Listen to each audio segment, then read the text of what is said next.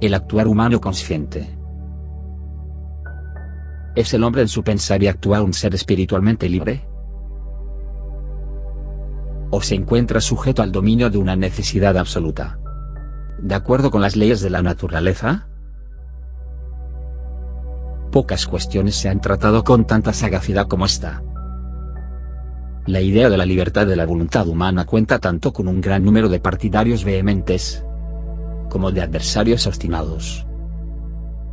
Hay hombres que, en su apasionamiento moral, consideran de escasa inteligencia al que llega a negar un hecho tan evidente como la libertad. Frente a ellos existen otros, para quienes el colmo de lo científico es creer que las leyes de la naturaleza quedan interrumpidas en el dominio del actuar y del pensar humano. La misma cosa se considera como el bien más preciado de la humanidad y, al mismo tiempo, como la más grave ilusión. Se ha empleado infinita sutileza para explicar cómo la libertad humana es compatible con los procesos de la naturaleza, a la que también el hombre pertenece. No menor ha sido el esfuerzo con que otros han tratado de comprender cómo ha podido surgir semejante idea disparatada. Indudablemente, se trata de uno de los más importantes problemas de la vida, de la religión, de la conducta y de la ciencia, como lo ha de sentir todo aquel que lo considere con un mínimo de profundidad. Realmente, es parte de los tristes síntomas de la superficialidad del pensamiento actual. El hecho de que un libro, que como resultado de la investigación naturalista moderna intenta crear una nueva fe, David Friedrich Strauss, la antigua y la nueva fe, no contenga sobre esta cuestión más que las siguientes palabras: no hemos de tomar en consideración aquí la cuestión de la libertad de la voluntad humana, pues la supuesta indiferente libertad de elección siempre ha sido considerada como una ilusión vacía por toda filosofía digna de este nombre. Con todo, esta cuestión no toca la valoración moral del actuar y pensar humano. Cito este pasaje, no porque yo considere dicho libro de mucha importancia, sino porque me parece que expresa la opinión a la que ha llegado la mayoría de nuestros pensadores contemporáneos con respecto a esta cuestión. Que la libertad no puede consistir en que, de dos posibles acciones, uno puede elegir la una o la otra enteramente a su voluntad. Parece saberlo cualquiera que pretenda haber alcanzado una cierta preparación científica. Se afirma que siempre existe un motivo bien definido para que, entre varias acciones posibles, se ejecute una determinada. Esto parece evidente. No obstante, hasta el presente, los ataques principales de los adversarios de la libertad se dirigen solamente contra la libertad de elección. Así, por ejemplo, Herbert Spencer, cuyas ideas se difunden cada vez más, dice en su libro Los principios de la psicología: el que cada uno pueda voluntariamente desear o no desear, como de hecho dice el dogma de la libre voluntad, queda rechazado, tanto por el análisis de la conciencia como asimismo por el contenido del capítulo precedente del citado libro. Otros, al combatir el concepto de la libre voluntad, parten del mismo punto de vista. El germen de todas las consideraciones al respecto se encuentra ya en la obra de Spinoza. Lo que él expresó en términos claros y sencillos contra la libertad se ha repetido desde entonces innumerables veces, solo que casi siempre envuelto en sutiles doctrinas teóricas, de modo que resulta difícil descubrir el sencillo razonamiento del que realmente se trata. En una carta del año 1674, Spinoza escribe: ¿es que yo llamo libre a lo que existe y actúa simplemente por la necesidad inherente a su naturaleza? Y amo forzado a aquello cuya existencia y acción está determinada por otra cosa de manera exacta y fija. Dios, por ejemplo, aunque necesario, es, no obstante, libre, porque existe solamente por la necesidad de su naturaleza. Dios, de igual modo, Se conoce a sí mismo y conoce todo lo demás libremente. Porque resulta de la necesidad de su naturaleza el que él conozca todo. Vemos, por lo tanto, que yo no establezco la libertad en la libre decisión, sino en la libre necesidad. Pero defendamos a las cosas creadas, cuya existencia y función están determinadas sin excepción por causas exteriores, de modo fijo y exacto. Para comprenderlo más claramente, representémonos un hecho bien sencillo. Por ejemplo, una piedra recibe por la acción de una causa exterior una determinada cantidad de movimiento, por la cual sigue necesariamente moviéndose después de cesar el impacto de la causa exterior. Esta inercia por la que la piedra sigue moviéndose no es necesaria, sino forzada, porque hay que definirla por el impacto de una causa exterior. Lo que en este caso vale para la piedra, vale igualmente para cualquier otra cosa, por más compleja y polifacética que sea. Es decir, que todo está determinado necesariamente a existir y actuar de modo fijo y preciso por causas externas. Supongamos ahora que la piedra, mientras está en movimiento, piensa y sabe que se esfuerza lo más que puede en continuar moviéndose. Esta piedra que solo es consciente de su esfuerzo, y no actúa de modo indiferente, creerá que es enteramente libre y que solo continúa moviéndose porque así lo quiere. Pues esta, y no otra, es la libertad humana que todos pretenden poseer, y que solo consiste en que el hombre es consciente de su deseo, pero sin conocer las causas que determinan su actuar. Del mismo modo, el niño cree que desea la leche libremente. El muchacho colérico mira sus deseos de venganza como libres, y el miedoso desea la huida. Asimismo, el ebrio cree que dice, por libre decisión, lo que en estado normal preferiría no haber dicho, y como este prejuicio es innato a todos los hombres, no les es fácil librarse de él. Pues a pesar de que la experiencia nos enseña claramente que el hombre no sabe moderar sus apetitos, y que impulsado por pasiones contrarias, si bien es consciente de lo bueno, hace lo malo. No obstante, se considera libre porque hay cosas que él desea menos que otras, y porque puede refrenar fácilmente algunos deseos a través del recuerdo de otros que a menudo le surgen. Puesto que aquí se nos presenta una opinión clara, y expresada con precisión, será también fácil descubrir el error fundamental que encierra. Se sostiene que, con la misma necesidad con que la piedra debido a un impulso ejecuta un determinado movimiento, el hombre ha de emprender una acción cuando algún motivo le incita a ello. Solo porque el hombre es consciente de su acción, se considera a sí mismo como el causante libre de ella. Pero no se da cuenta de que le incita un motivo, al cual se ve obligado a obedecer. Pronto se descubre el error de este razonamiento. Spinoza, y todos los que piensan como él, no advierten que el hombre no solamente tiene conciencia de sus acciones, sino que también puede ser consciente de las causas que le guían. Es innegable que al desear la leche, el niño no es libre, como tampoco lo es el ebrio cuando dice cosas de las que más tarde se arrepiente. Ninguno de ellos es consciente de las causas que actúan en lo hondo de su organismo, y a cuya fuerza irresistible obedecen. Pero está justificado equiparar actos de esta naturaleza con aquellos en los que el hombre es consciente, no solamente de su actuar, sino también de los motivos que le inducen a ello. ¿Es que las acciones de los hombres son todas de igual naturaleza?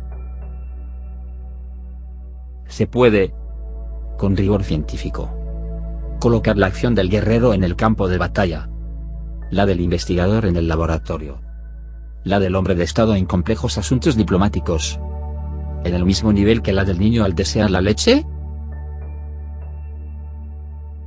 No cabe duda de que para resolver un problema, lo mejor es atacarlo por su lado más sencillo. Pero es bien cierto que la falta de discernimiento ha causado a menudo inmensa confusión. Y, desde luego, Existe una diferencia fundamental entre si yo sé por qué actúo o si no lo sé. En principio, esto parece ser una verdad evidente. Sin embargo, los adversarios de la libertad nunca preguntan si un motivo que reconozco y comprendo significa para mí una coacción, en el mismo sentido que el proceso orgánico hace al niño pedir llorando la leche. Eduard von Hartmann, en su Fenomenología de la conciencia ética, afirma que la voluntad humana depende de dos factores principales, a saber, de los motivos y del carácter. Si consideramos a todos los hombres como iguales, o bien sus diferencias como insignificantes, parecerá que su voluntad viene determinada desde fuera, es decir, por las circunstancias que se les presentan. Sin embargo, si se considera que hay personas que solo hacen motivo de su actuar una idea o una representación, cuando dicha idea despierta en su interior un deseo de acuerdo con su carácter, entonces el hombre parece determinado desde dentro, y no desde fuera. Así, el hombre se cree libre, o sea, independiente de motivos exteriores, porque tiene primero que convertir en motivo, de acuerdo con su carácter, la idea que se le impone desde fuera. Pero, según Eduard von Hartmann, la verdad es que aunque es cierto que somos nosotros mismos los que elevamos a motivos esas ideas, no lo hacemos libremente, sino por la necesidad de nuestra disposición caracterológica, es decir, en absoluto libres. También aquí se deja de tomar en consideración la diferencia que existe entre motivos que solo dejo actuar después de haberlos ponderado conscientemente, y aquellos a los que obedezco sin tener clara conciencia de ellos. Esto nos conduce directamente al punto de vista desde el cual hemos de considerar la cuestión. ¿Es correcto plantear de un modo unilateral el problema de la libertad de la voluntad? ¿Y si no? ¿Con cuál otro hay, necesariamente, que relacionarlo? Si existe diferencia entre un motivo consciente de mi actuar y un impulso inconsciente, es indudable que aquel conducirá a una acción que deberá juzgarse de modo distinto que aquella que se debe a un impulso ciego. Por lo tanto, en primer lugar, hay que preguntar en qué consiste esa diferencia. Y solo del resultado dependerá cómo debemos plantear la cuestión de la libertad.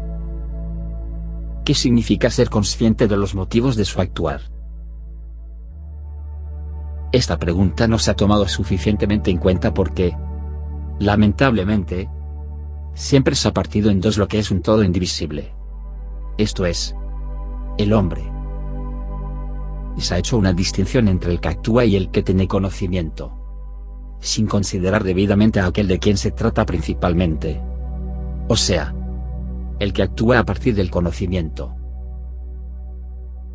Se dice que el hombre es libre cuando únicamente se deja guiar por la razón, y no por los apetitos animales. O bien, que ser libre significa poder determinar su vida y su actuar, según fines y decisiones. Pero con afirmaciones de esta naturaleza no se gana nada.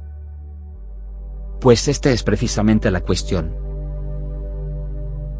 Si la razón, los fines y las decisiones ejercen sobre el hombre una fuerza coactiva, como la que ejercen los apetitos animales. Cuando sin mi intención surge en mí una decisión razonable, exactamente con la misma necesidad que el hambre y la sed, no puedo sino obedecerla forzosamente, y mi libertad se convierte en ilusión. También se ha dicho,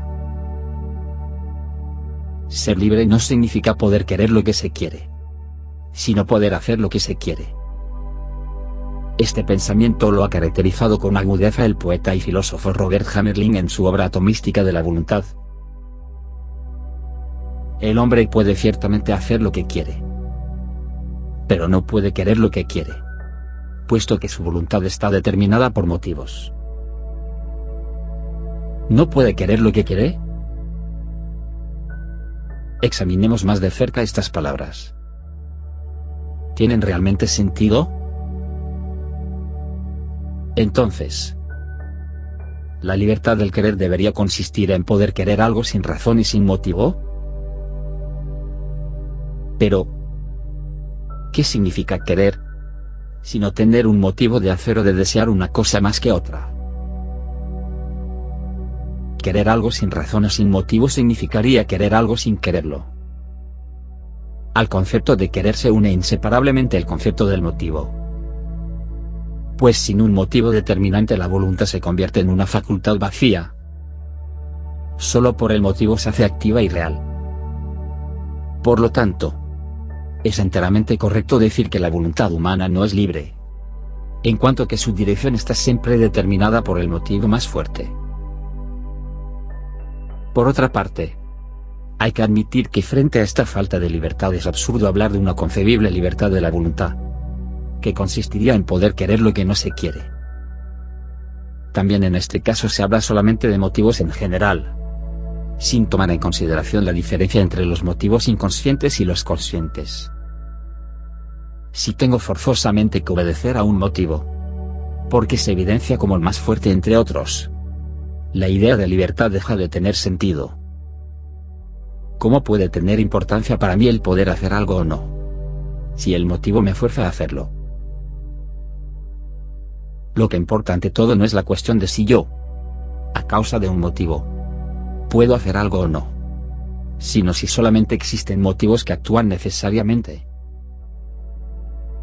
Si me veo forzado a querer algo, me será, según las circunstancias, totalmente indiferente si puedo, además, hacerlo. Si a causa de mi carácter, y debido a las circunstancias de mi entorno, surge un motivo imperioso que mi pensar juzga insensato, tendría entonces que estar contento de no poder hacer lo que quiero. Lo que importa no es si puedo ejecutar una decisión que he tomado, sino cómo esa decisión se forma en mí. Lo que distingue al hombre de todos los demás seres orgánicos reside en su pensar racional. La actividad la tiene en común con otros organismos. No se gana nada si para aclarar el concepto de la libertad del actuar humano se buscan analogías en el reino animal. La ciencia natural moderna es propensa a semejantes analogías. Y cuando llega a encontrar en los animales algo similar a la conducta humana, cree haber tocado la cuestión más importante de la ciencia acerca del hombre. ¿A qué malentendidos conduce esta opinión? Lo muestra, por ejemplo, el libro La ilusión del libre albedrío, de Perret, 1885, en el que dice lo siguiente sobre la libertad. Es fácil explicar que el movimiento de la piedra es necesario, pero que lo sea la voluntad del asno no lo es. Las causas del movimiento de la piedra se hallan fuera y visibles, pero las causas del querer del asno se hallan dentro, invisibles. Entre nosotros y el sitio de su función se encuentra el cráneo del asno. No se ve la causa determinante, y entonces se piensa que no existe. Se explica que el querer es la causa de que el asno se mueva, pero que este querer es de por sí incondicional, un punto de partida absoluto. También aquí, simplemente se omiten las acciones del hombre en las cuales él es consciente de los motivos de su actuar. Pues Ree declara: entre nosotros y el sitio de su función se encuentra el cráneo del asno. A juzgar por estas palabras, Ree está lejos de ver que, si bien no existen en el asno, existen sin duda acciones del hombre en las que entre nosotros y éstas se halla el motivo plenamente consciente. Y pocas páginas más adelante, lo prueba él mismo diciendo: no percibimos las causas que condicionan nuestro querer, y por ello pensamos que no está condicionado causalmente. Pero basta de ejemplos que demuestran que muchos combaten la libertad sin saber siquiera en qué consiste. Se sobreentiende que una acción cuyo autor no sabe por qué la realiza no puede ser libre. Pero ¿qué relación tiene con aquella de cuyos motivos es consciente? Esto nos conduce a la pregunta: ¿cuál es el origen y el significado del pensar? Pues, sin el reconocimiento de la actividad pensante del alma, no es posible formarse el concepto del saber de algo. Y, por consiguiente, tampoco el de una acción. Si llegamos a conocer lo que significa el pensar en general, también será fácil llegar a comprender la importancia del pensar para el actuar humano. Con razón dice Hegel: el pensar hace que el alma, que el animal también posee, se convierta en espíritu. Y por este motivo el pensar ha de imprimir al actuar humano su carácter peculiar. De ningún modo se puede afirmar que todo nuestro actuar fluya de la pura reflexión de nuestro intelecto. No puedo calificar de humanas en el sentido más elevado solamente aquellas acciones que proceden del juicio abstracto. Pero tan pronto como nuestro actuar se eleva por encima del dominio de los apetitos puramente animales, nuestros motivos se hallan permeados de pensamientos. El amor, la compasión, el patriotismo, son móviles del actuar que no pueden ser explicados por medio de fríos conceptos intelectuales. Se dice que en este campo el corazón y el ánimo hacen valer sus derechos. Sin duda. Pero el corazón y el ánimo no crean los móviles del actuar, sino que los presuponen y los acogen en sí. En mi corazón surge la compasión cuando en mi conciencia se produce la impresión de una persona que me da pena. El camino al corazón pasa por la cabeza. Y el amor no es excepción. Si no se reduce a la mera expresión del instinto sexual, se basa en la idea que del ser amado nos hacemos. Y cuanto más idealista es esta representación, tanto más dichoso es el amor. También aquí es el pensamiento el padre del sentimiento. Se dice que el amor nos hace ciegos a los defectos del ser amado. Pero también se puede considerar esto a la inversa, y afirmar que justamente el amor abre los ojos para descubrir sus cualidades. Muchos pasan sin advertirlas, mas uno las ve, y precisamente por eso se despierta en su alma el amor. No ha hecho otra cosa, sino formarse una idea, una representación de algo de lo que otras 100 personas no tienen ninguna. Ellos no tienen el amor, porque carecen de la representación. Por donde quiera que se enfoque la cuestión, cada vez resulta más evidente que la pregunta referente a la esencia del actuar humano presupone la del origen del pensar. Por esta razón, me ocuparé primero de esta cuestión.